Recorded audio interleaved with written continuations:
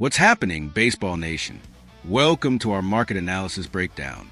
If you think you've seen everything this offseason, if you think the Juan Soto saga or the Roki Sasaki drama were the peak of the chaos, buckle up. Bleacher Report just dropped a trade proposal that made half the league laugh, and the other half scratched their heads in disbelief. We know the Los Angeles Dodgers are the most aggressive team on the planet. They have money, they have prospects, and they have the ambition to assemble the greatest rotation in history. And we know that Tarik Skubal, the current owner of 2 consecutive Cy Young Awards, is a dream acquisition for any GM.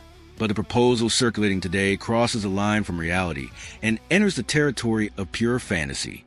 The idea raised by Zachary Reimer suggests that the Dodgers send a package led by none other than Roki Sasaki, along with prospects Zaire Hope and Jackson Ferris, to prize Skubal away from Detroit. At first glance, you might think, wow, the Japanese phenom for the best left-hander in the world? Seems fair. But when you put the magnifying glass on the details, on the current situation of the Detroit Tigers and Sasaki's recent performance, this trade crumbles faster than a sandcastle. In this breakdown, we're going to dissect why this is the wildest and most unlikely proposal yet. We'll talk about Roki Sasaki's falling value, the clear message Detroit sent by signing Framber Valdez, and why, at the end of the day, the Dodgers don't need to make this desperate move. Grab your coffee, because we're separating fact from fiction. Let's go. Let's start by analyzing the package that would leave Los Angeles. The centerpiece is Roki Sasaki. A year ago, Sasaki was viewed as the best pitcher in the world outside of MLB, the monster of the Reiwa era. But MLB reality is harsh. Steven Perello's report highlights a crucial point. Sasaki's market value has taken a nosedive since he signed. His regular season performance wasn't the absolute domination that was expected. He showed talent, sure, but he also showed vulnerability. Trading Sasaki now would be selling low. The Dodgers invested time and money to bring him over. Giving up on him after one inconsistent season to turn him into trade currency would be admitting a gigantic evaluation error, something Andrew Friedman rarely does.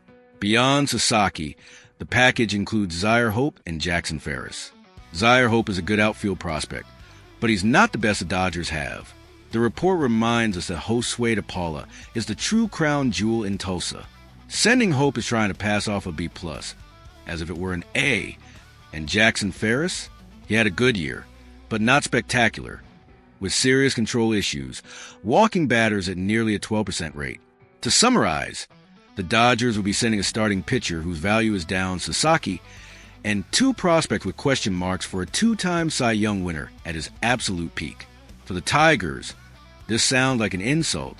The New York Yankees heard they'd need to give up half the team for Skubal. Why would Detroit accept less from Los Angeles? Now, let's look at Detroit's side.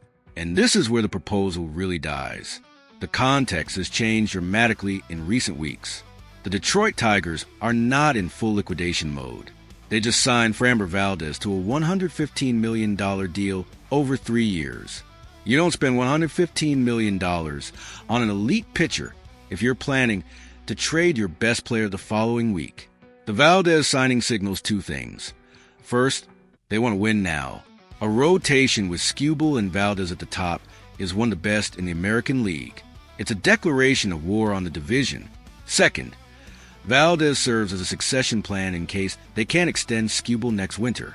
But next winter is the key.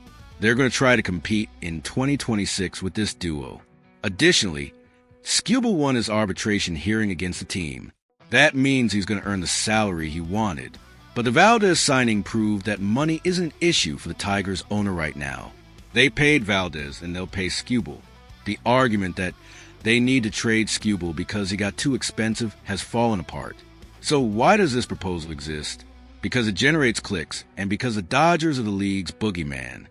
Whenever there's a superstar available or theoretically available, they're linked to Los Angeles. But Perello's article hits the nail on the head. The Dodgers don't need him. The Los Angeles rotation is already stellar. They have Ohtani, Yamamoto, Glasnow, and Sasaki himself if he's not traded. Making this trade would be a move of excess just because they can, but in the real world, Where GMs value assets and control egos, it's hard to see the Dodgers paying the Kings ransom that Detroit would demand, especially when Detroit has no interest in selling. Perhaps, and only perhaps, if Detroit gets to July and is out of the playoff race, the phone might ring.